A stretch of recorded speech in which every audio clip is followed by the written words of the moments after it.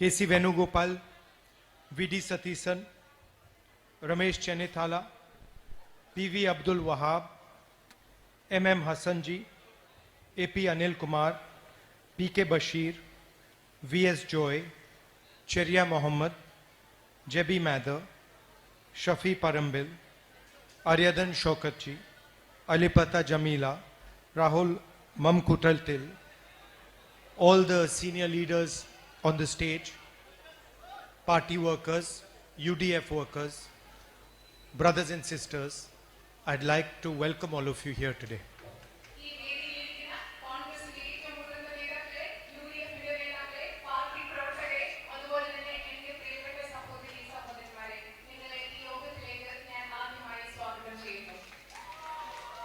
I'd like to start by thanking every single person in Wayanad who supported me.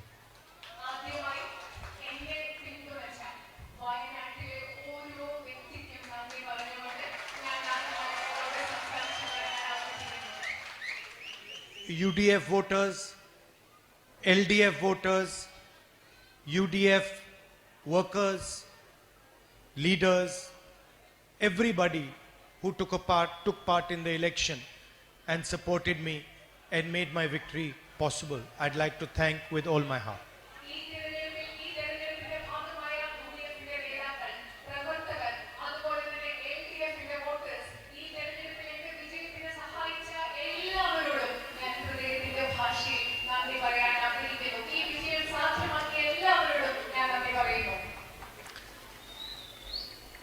Many years ago, when I was a little boy, my grandmother and my mother took me to a Kathakali performance.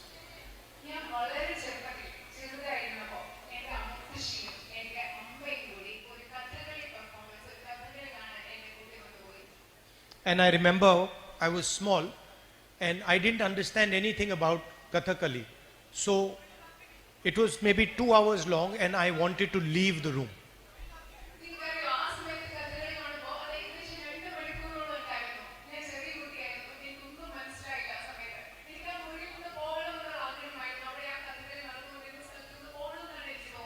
I kept telling my grandmother, I'm bored, I want to go, it's hot. Every excuse I could find, I kept telling her.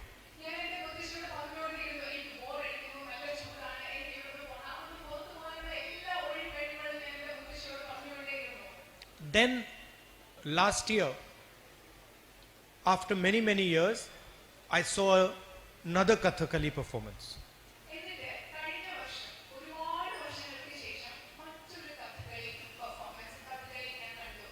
And this time, there was a lady who was explaining me exactly what was going on. ഈ പ്രാവശ്യം അവിടെ ഒരു സ്ത്രീ ഉണ്ടായിരുന്നു. അവർ ഈ കഥകൾ നടന്നുകൊണ്ടിരിക്കുമ്പോൾ എന്താണ് അവിടെ നടന്നുകൊണ്ടിരിക്കുന്നത് എന്ന് എനിക്ക് കൃത്യമായി പറഞ്ഞു തന്ന ഒരാൾ അവിടെ ഉണ്ടായിരുന്നു.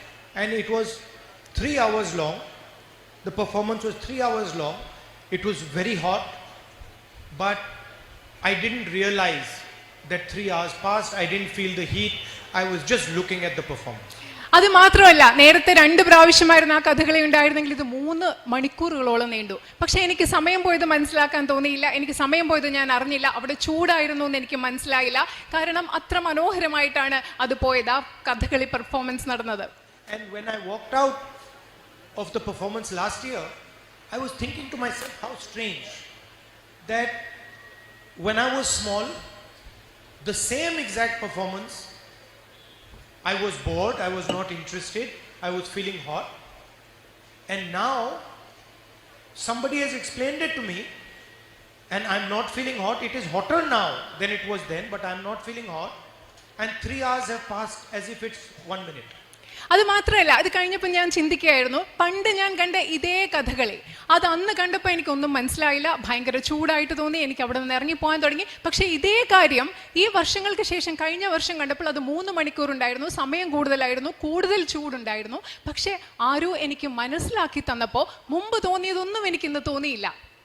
And the difference was that this time I understood that this is the tradition, the voice, the expression of the people of Kerala. നിങ്ങൾക്കറിയാമോ ആ വ്യത്യാസം എന്തായിരുന്നു എന്ന്? കാരണം കഴിഞ്ഞ പ്രാവശ്യം, രണ്ടാമത്തെ പ്രാവശ്യം കഥകളി കണ്ടപ്പോൾ എനിക്ക് മനസ്സിലായി അത് കേരളത്തിന്റെ പാരമ്പര്യമാണ്, കേരളത്തിന്റെ ശബ്ദമാണ്, കേരളത്തിലെ ജനങ്ങളുടെ ആശയ പ്രകാശനത്തിന്റെ ഒരു മാർഗമാണ് ഈ കഥകളി എന്ന് എനിക്ക് മനസ്സിലായതുകൊണ്ട് കഴിഞ്ഞ പ്രാവശ്യം എനിക്ക് അതിനെക്കുറിച്ച് ബോറടിച്ചില്ല. The first time it was just a dance.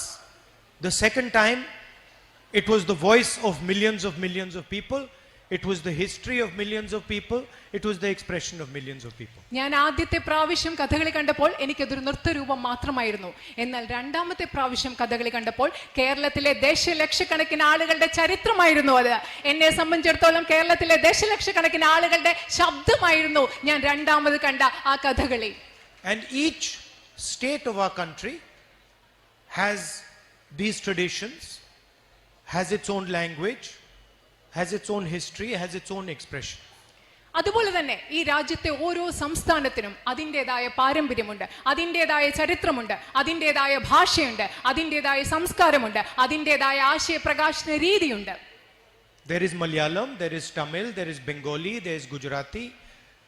There are many different languages, many different dances, many different histories in this country. ഇവിടെ മലയാളമുണ്ട്, ബംഗാളിയുണ്ട്, തമിഴ് ഭാഷയുണ്ട്, ഗുജറാത്തിയുണ്ട്, പലവിധ നൃത്തരൂപങ്ങളുണ്ട്, പലവിധ പാരമ്പര്യങ്ങളുണ്ട്, പലവിധ ചരിത്രങ്ങളുണ്ട്. ഇതെല്ലാം നമ്മുടെ രാജ്യത്ത് നിലനിൽക്കുന്നുണ്ട്.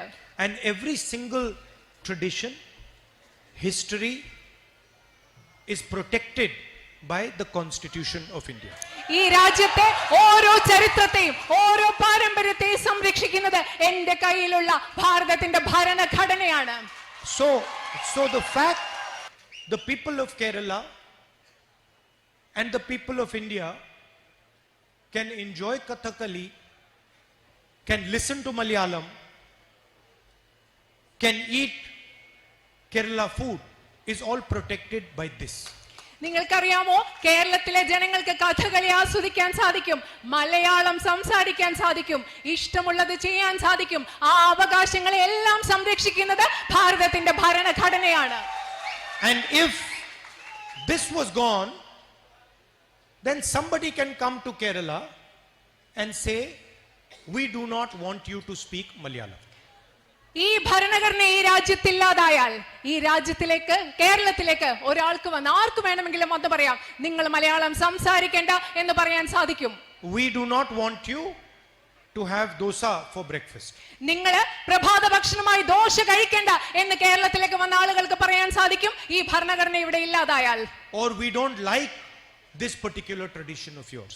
നിങ്ങളുടെ ഒരു പ്രത്യേക പാരമ്പര്യം ഞങ്ങൾക്ക് ഇഷ്ടമല്ല എന്ന് ആർക്കെങ്കിലും കേരളത്തിൽ വന്ന് പറയാൻ സാധിക്കും, ഈ ഭരണഘടന ഇവിടെ ഇല്ലാതായാൽ. And the fight in this election was about the Constitution. ഈ തെരഞ്ഞെടുപ്പിൽ നടന്ന പോരാട്ടം എന്ന് പറയുന്നത് ഈ ഭരണഘടനയെ കുറിച്ചുള്ള പോരാട്ടമാണ് ഈ തെരഞ്ഞെടുപ്പിൽ ഇവിടെ നടന്നത്. And it was on one side millions of Indian people saying that we want our tradition, we believe in our language, we believe in our culture, we believe in our history, and we will define our future. ഒരു ഭാഗത്ത്, ഈ പോരാട്ടത്തിൽ ഒരു ഭാഗത്തുള്ള ആളുകൾ പറഞ്ഞത് എന്താണ്? ഞങ്ങൾക്ക് ഞങ്ങളുടെ പാരമ്പര്യം വേണം, ഞങ്ങൾക്ക് ഞങ്ങളുടെ ചരിത്രം വേണം, ഞങ്ങൾക്ക് ഞങ്ങളുടെ ഭാഷ വേണം, ഞങ്ങളുടെ സംസ്കാരം വേണം, ഞങ്ങളുടെ ഭാവി എന്തെന്ന് ഞങ്ങൾ തീരുമാനിക്കും, ഞങ്ങൾ അതിനെ നിർവചിക്കും എന്ന് പറഞ്ഞ ഒരു കൂട്ടം ആളുകളാണ് ഈ തെരഞ്ഞെടുപ്പിൽ ഒരു ഭാഗത്ത് നിന്ന് പോരാട്ടം നടത്തിയത്. And on the other side, the Prime Minister and Mr. Amit Shah, who said no, if we want the people of Kerala to speak Hindi, then the people of Kerala will speak Hindi. If we want the Tamils not to speak Tamil, then the people of Tamil Nadu will not speak Tamil. നിങ്ങൾക്കറിയാമോ, മറുവശത്ത് ഈ പോരാട്ടത്തിന്റെ മറുവശത്ത് ആരാണ് ഉണ്ടായിരുന്നത്? പ്രധാനമന്ത്രിയും അമിത്ഷായും. അവരെന്താണ് പറഞ്ഞത്? കേരളത്തിലെ ജനങ്ങൾ ഹിന്ദി സംസാരിക്കണമെന്ന് ഞങ്ങൾ പറയുകയാണെങ്കിൽ അവർ ഹിന്ദി സംസാരിക്കും, തമിഴ്നാട്ടിലെ ജനങ്ങൾ തമിഴ് സംസാരിക്കേണ്ട എന്ന് ഞങ്ങൾ പറയുകയാണെങ്കിൽ അവർ തമിഴ് സംസാരിക്കില്ല എന്ന് പറഞ്ഞ പ്രധാനമന്ത്രിയും അമിത്ഷായുമാണ് ഈ പോരാട്ടത്തിന്റെ മറുഭാഗത്തുണ്ടായിരുന്നത്. If we want Onam to be celebrated, then only Onam will be celebrated. ഞങ്ങൾ ഇവിടെ ഓണം ആഘോഷിക്കണമെന്ന് ഞങ്ങൾ ആഗ്രഹിക്കുന്നെങ്കിൽ മാത്രമാണ് മലയാളി ഓണം ആഘോഷിക്കാൻ പോവുക എന്നാണ് പ്രധാനമന്ത്രി And Amit Shah we will decide whether Kathakali is danced in Kerala or some other dance. കേരളത്തിൽ കഥകളി എന്ന നൃത്തരൂപം വേണോ എന്ന് ഞങ്ങൾ തീരുമാനിക്കും, അതോ മറ്റേതെങ്കിലും രൂപം വേണോ എന്ന് ഞങ്ങൾ തീരുമാനിക്കും എന്നാണ് അവർ ചിന്തിച്ചതും പറഞ്ഞതും. And the beautiful thing is that they had a fundamental misunderstanding. അതിലേറ്റവും മനോഹരമായ കാര്യം എന്ന് പറയുന്നത് അവർക്ക് അടിസ്ഥാനപരമായ ഒരു തെറ്റിദ്ധാരണയുണ്ടായിരുന്നു. They thought that just because they have political power, just because they have ED, they have CBI, they have the income tax department, they can dictate to the people of India what is going to happen. അവരുടെ ഏറ്റവും പ്രധാനപ്പെട്ട തെറ്റിദ്ധാരണ എന്താണെന്നറിയോ? അവരുടെ കയ്യിൽ രാഷ്ട്രീയ അധികാരം ഉണ്ടായിരുന്നതുകൊണ്ട്, ED ഉണ്ടായിരുന്നതുകൊണ്ട്, CBI ഉണ്ടായിരുന്നതുകൊണ്ട്, income tax ഉണ്ടായിരുന്നതുകൊണ്ട് ഇന്ത്യയിലെ ജനങ്ങൾ എന്ത് തീരുമാനിക്കണം, എന്ത് ചെയ്യണം എന്ന് തങ്ങൾക്ക് നിർദ്ദേശിക്കാം, ആജ്ഞാപിക്കാം എന്ന് അവർ കരുതിയതാണ് അവരുടെ അടിസ്ഥാനപരമായ തെറ്റിദ്ധാരണ. And the people of Kerala, the people of Uttar Pradesh, they showed the Prime Minister, people of all other states showed the Prime Minister that you cannot dictate to the people of India what we want. കേരളത്തിലെ ജനങ്ങൾ, ഉത്തർപ്രദേശിലെ ജനങ്ങൾ, India മുഴുവനുള്ള ജനങ്ങൾ പ്രധാനമന്ത്രിക്ക് കാണിച്ചു കൊടുത്തു, ഞങ്ങൾ എന്ത് ചെയ്യണമെന്ന്, ഞങ്ങൾ ആരാണെന്ന് നിങ്ങൾക്ക് ഞങ്ങളോട് ആജ്ഞാപിക്കാൻ സാധിക്കില്ല എന്ന് ഈ രാജ്യത്തെ ജനങ്ങൾ കാണിച്ചു കൊടുത്തു. And the people of India also told them that the constitution is our voice. Do not touch the constitution.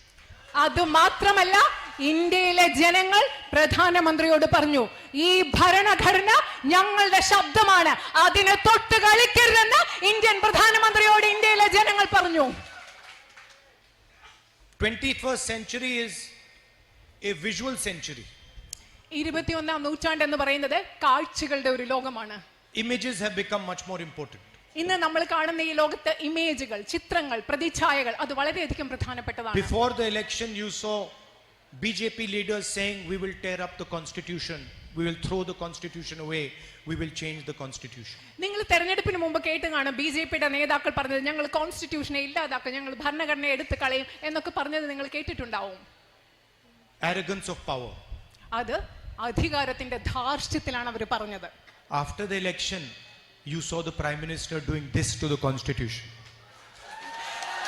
പക്ഷേ തെരഞ്ഞെടുപ്പിന് ശേഷം ഇന്ത്യൻ പ്രധാനമന്ത്രി ഭരണഘടനയോട് ഇങ്ങനെ ചെയ്യുന്നത് നിങ്ങൾ കണ്ടിട്ടുണ്ടാവും. So you can see that the people of India have spoken. നിങ്ങൾക്ക് കാണാൻ സാധിക്കും ഇന്ത്യയിലെ ജനങ്ങൾ എങ്ങനെ സംസാരിച്ചു, അവർ സംസാരിച്ചു എന്ന് നിങ്ങൾക്ക് കാണാൻ സാധിക്കും. And also notice that hatred has been defeated by love and affection. അത് മാത്രമല്ല, നിങ്ങൾ ഇതുകൂടി ശ്രദ്ധിക്കണം, ഈ രാജ്യത്തെ വെറുപ്പിനെ ഈ രാജ്യത്തെ ജനങ്ങൾ സ്നേഹം കൊണ്ട്, വാത്സല്യം കൊണ്ട് ഈ രാജ്യത്തെ ജനങ്ങൾ പരാജയപ്പെടുത്തിയിരിക്കുന്നു. Arrogance has been defeated by humility. ധാർഷ്ട്യത്തെ വിനയം കൊണ്ട് പരാജയപ്പെടുത്തിയിരിക്കുന്നു. In fact, the truth is the Prime Minister barely escaped in Varanasi. നിങ്ങൾക്കറിയോ, സത്യമെന്ന് പറഞ്ഞാൽ പ്രധാനമന്ത്രി വാരണാസിയിൽ കഷ്ടിച്ച് രക്ഷപ്പെട്ടതാണ് എന്നതാണ് സത്യം. And he would have been defeated himself in Varanasi. അദ്ദേഹം തന്നെത്താൻ അവിടെ പരാജയപ്പെട്ടേനെ വാരണാസിയിൽ. The BJP was defeated in Ayodhya. BJP അയോധ്യയിൽ പരാജയപ്പെട്ടു.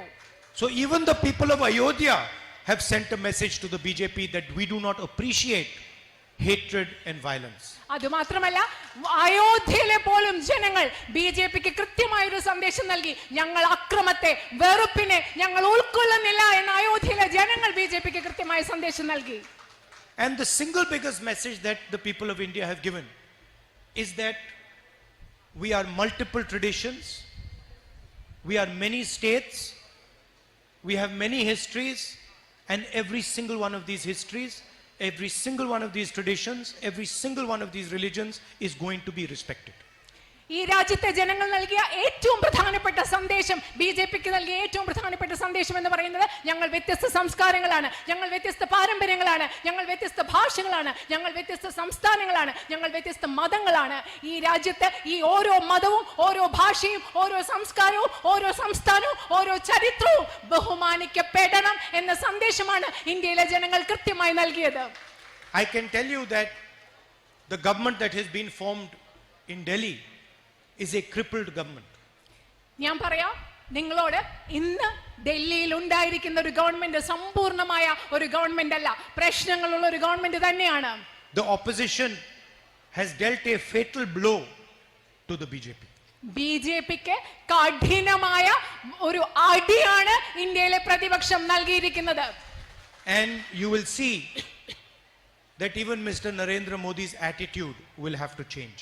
നിങ്ങൾ ശ്രദ്ധിച്ചാൽ മനസ്സിലാക്കാൻ പറ്റും, നരേന്ദ്രമോദിയുടെ കാഴ്ചപ്പാട്, നരേന്ദ്രമോദിയുടെ സമീപനം